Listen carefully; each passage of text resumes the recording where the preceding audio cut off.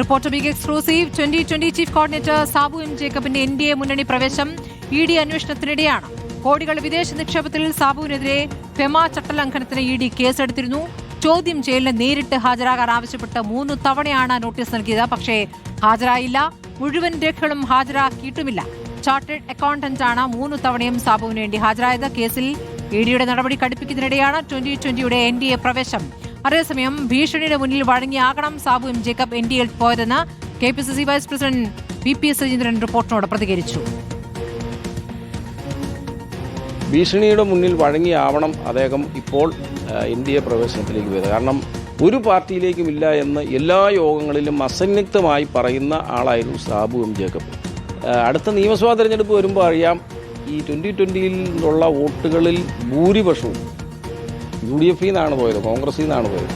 ആ വോട്ടുകൾ അതേപടി കോൺഗ്രസിലേക്ക് തിരിച്ചു വരും. അപ്പോൾ അതുകൊണ്ട് സാബു ജേക്കബിനെ എത്ര ഭീഷണിപ്പെടുത്തി BJP കൊണ്ടുപോയാലും അതുകൊണ്ടൊരു ഗുണം BJPക്ക് കിട്ടാൻ പോകുന്നില്ല.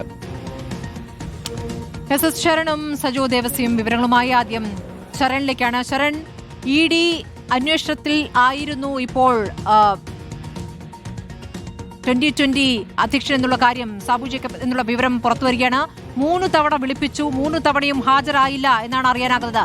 ഇപ്പോൾ NDAയുടെ ഭാഗമായതോടുകൂടി ED അന്വേഷണം നിലയ്ക്കുമോ? എന്താണ് അറിയാനാകുന്നത്?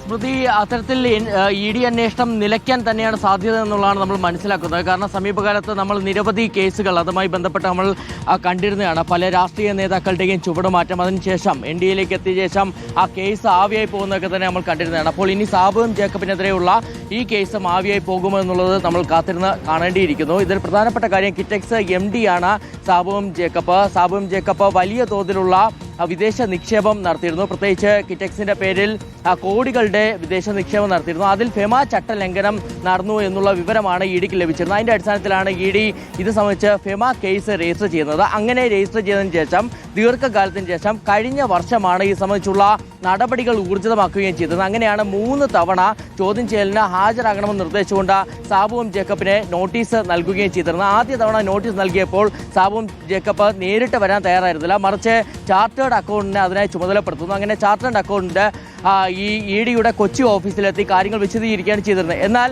എൻഫോഴ്സ്മെന്റ് ഡയറക്ടറേറ്റ് നിലപാട് കടുപ്പിക്കുകയായിരുന്നു. സാബു എം ജേക്കബ് നേരിട്ടെത്തി തന്നെ ഈ ചോദ്യം ചെയ്യലിന് വിധേയനാകണം എന്നുള്ള നിലപാടാണ് ED സ്വീകരിച്ചിരുന്നത്. പിന്നീട് 2 തവണ നോട്ടീസ് നൽകിയിരുന്നെങ്കിൽ സാബു എം ജേക്കബ് വരാൻ കൂട്ടാക്കിയിരുന്നില്ല. ഒപ്പം തന്നെ ആവശ്യപ്പെട്ട രേഖകൾ പൂർണ്ണമായി ഹാജരാക്കാനും അദ്ദേഹം തയ്യാറായിരുന്നില്ല. അതോടുകൂടി ഇനി അടുത്ത നടപടികളിലേക്ക് കടക്കാൻ കൂടിയായിരുന്നു EDയുടെ തീരുമാനം. പ്രധാനമായി ഈ ഫെമ കേസിൽ അറസ്റ്റിന് EDക്ക് അധികാരമുണ്ട്. പക്ഷേ ED അത്തരത്തിലുള്ള നീക്കങ്ങളൊന്നും സാധാരണഗതിയിൽ നടത്താറില്ല, വളരെ അപൂർവമായിട്ട് മാത്രമേ നടത്താറുള്ളൂ.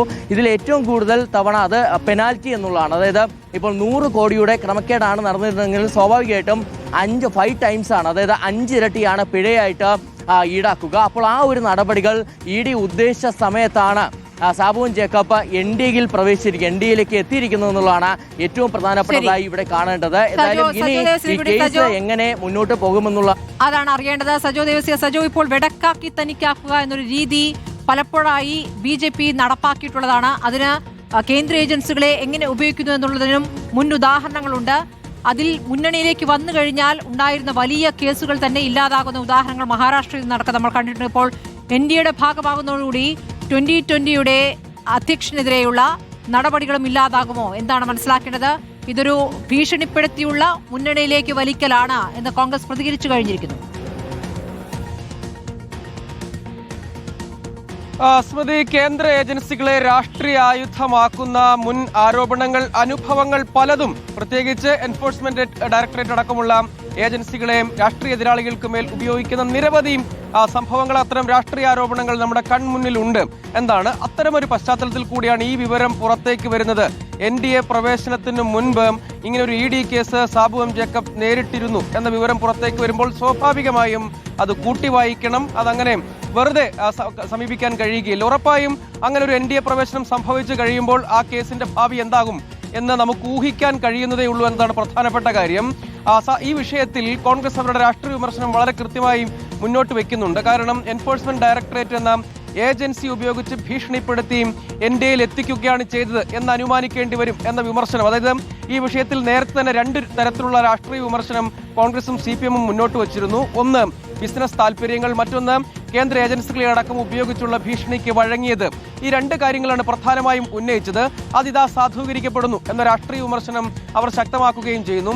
ഏറ്റവും പ്രധാനം, അതായത് UDF-നെ തോൽപ്പിക്കാൻ കഴിയും വിധമുള്ള പ്രവർത്തനങ്ങൾ കഴിഞ്ഞ നിയമസഭാ തെരഞ്ഞെടുപ്പിലടക്കം 2020 നടത്തിയിരുന്നു.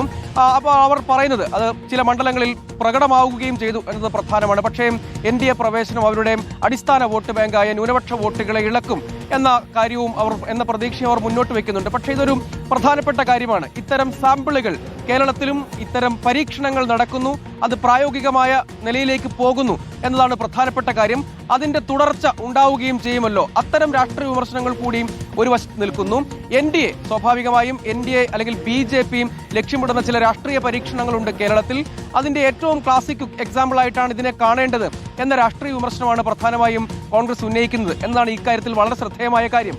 അതായത് നേരത്തെ സാബു എം ജേക്കബ് അടക്കം പലതവണ ഇത്തരം പ്രചാരണങ്ങൾ വന്ന ഘട്ടത്തിൽ ആവർത്തിച്ച് പറഞ്ഞിരുന്ന ഒരു കാര്യം, BJP-യിലേക്ക് താൻ പോവുകയേ ഇല്ല, അല്ലെങ്കിൽ NDAയിൽ പോകുന്ന പ്രശ്നമേ ഇല്ല, അത്തരം ഓഫറുകൾക്ക് മുന്നിലൊന്നും വഴങ്ങുന്ന ആളല്ല, സ്വതന്ത്ര ലൈൻ വിട്ടുവീഴ്ച ചെയ്യുകയേ ഇല്ല എന്ന് ആവർത്തിച്ചു പറഞ്ഞു. ഇത്തരം ചോദ്യങ്ങൾ ഉണ്ടായപ്പോൾ ആവർത്തിച്ച് പ്രസംഗിച്ച ആളാണ് അദ്ദേഹം. വളരെ പെട്ടെന്ന് അപ്രതീക്ഷിതമായി നിലപാട് മാറ്റുന്നു. സ്വാഭാവികമായും BJP ലക്ഷ്യമിടുന്ന പല രാഷ്ട്രീയ പരീക്ഷണങ്ങളുമുണ്ട്.